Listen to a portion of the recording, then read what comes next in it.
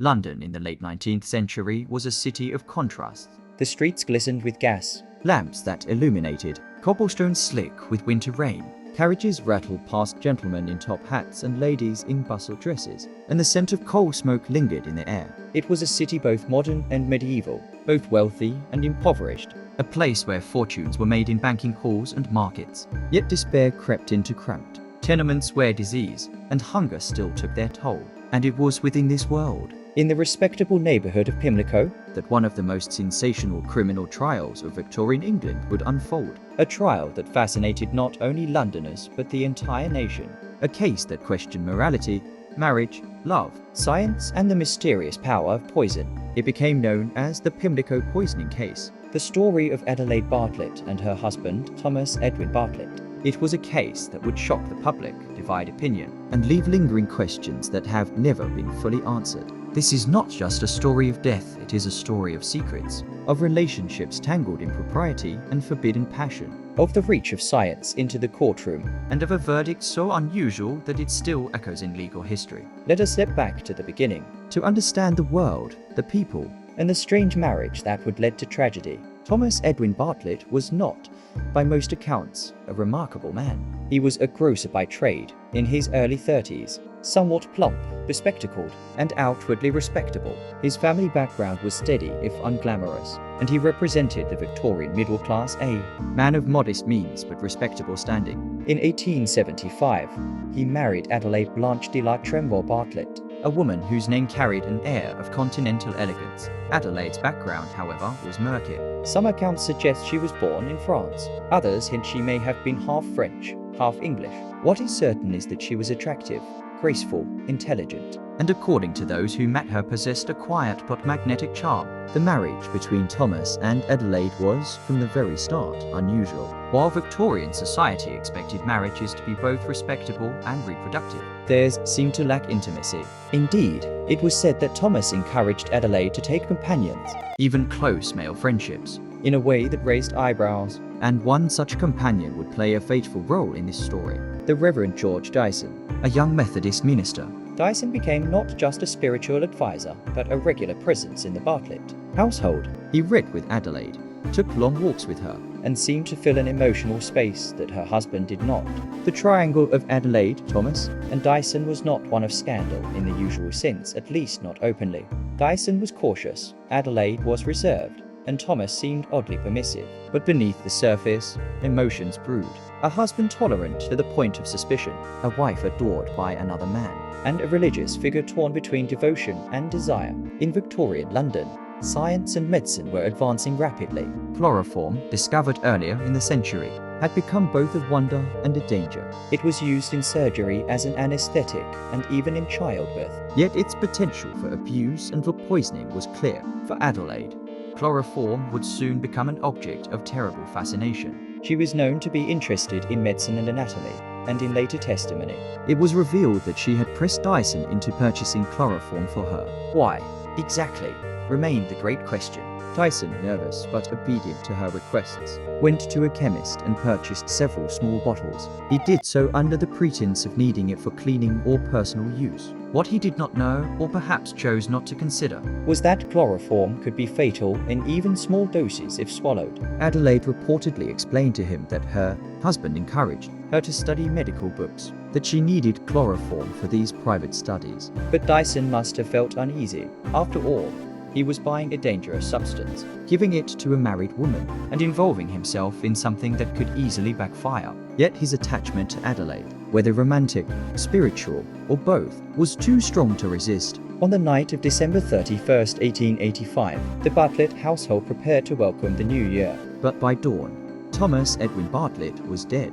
Adelaide claimed that her husband had been unwell and had gone to bed early. When she entered his room later, she found him cold, lifeless, his body already stiffening. The doctor was called, and suspicions immediately arose. An autopsy was performed, and the findings were shocking. In Thomas Bartlett's stomach were traces of liquid chloroform, not chloroform inhaled through a cloth, as in surgery, but swallowed. And that detail mattered greatly, for chloroform is an irritant. To swallow it directly would usually produce violent burning, sensations in the mouth and throat, leading to immediate choking or vomiting. Yet Thomas had taken it, and apparently without struggle. How had it been administered, and by whom? Adelaide was soon at the center of suspicion. She had access to chloroform, procured by Dyson. She had an unusual marriage that gave her freedom, and she stood to inherit a modest sum of money from her husband's death. Dyson, too, was implicated, at least in public whispers. Had he supplied Adelaide with the poison so that the two could be free of Thomas? The newspapers, always eager for scandal,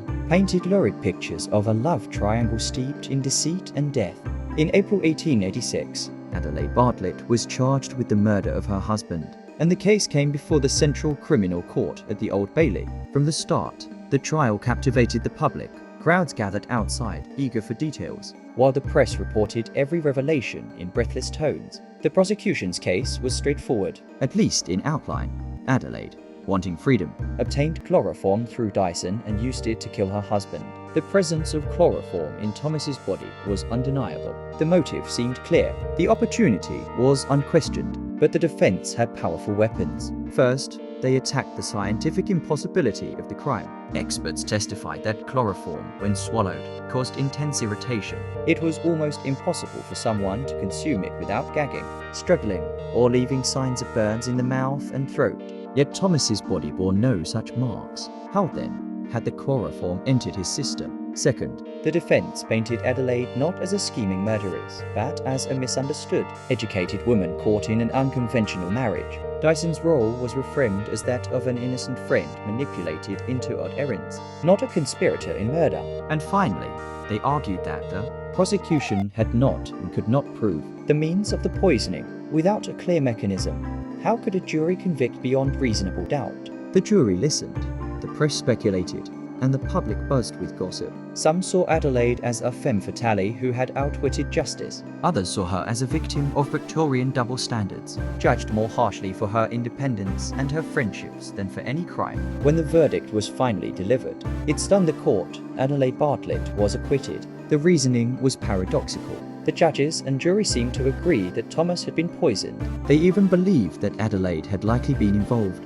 But the how remained the insurmountable obstacle. No one could explain how chloroform had been administered without signs of resistance. And in law, suspicion, even overwhelming suspicion, was not enough for conviction. Adelaide walked free, but her life after the trial was shrouded in mystery. She vanished from public record, slipping into obscurity. Some claim she fled to France, others that she lived under an assumed name in England. Dyson, too, faded from prominence, his reputation forever shadowed by his association with the case. The Pimlico Poisoning Case became a touchstone in discussions of toxicology, criminal justice, and circumstantial evidence. It highlighted the limits of Victorian science and the challenges of prosecuting poisoning cases. It also left behind one of the most tantalizing questions in true crime history. Was Adelaide Bartlett a brilliant poisoner who devised a method so cunning that it baffled medical experts? Or was she merely a victim of circumstance tried for a crime that could never be proven? Her reputation destroyed by whispers of immorality. Even today, criminologists and legal scholars study the case, pondering whether chloroform could have been disguised in another liquid, whether Thomas may have ingested it willingly, or whether something altogether different occurred. No definitive answer has ever emerged. And so the Pimlico Poisoning Case remains unsolved, a dark secret buried in Victorian London, its truth locked away with the enigmatic figure of Adelaide herself. Thank you for watching Crimes Through Time. If this story fascinated you, make sure to hit the like button and subscribe for more journeys into history's darkest mysteries. And tell us in the comments, do you think Adelaide Bartlett was truly innocent, or did she get away with the perfect crime? We'll see you in the next episode. Until then, stay curious, stay safe,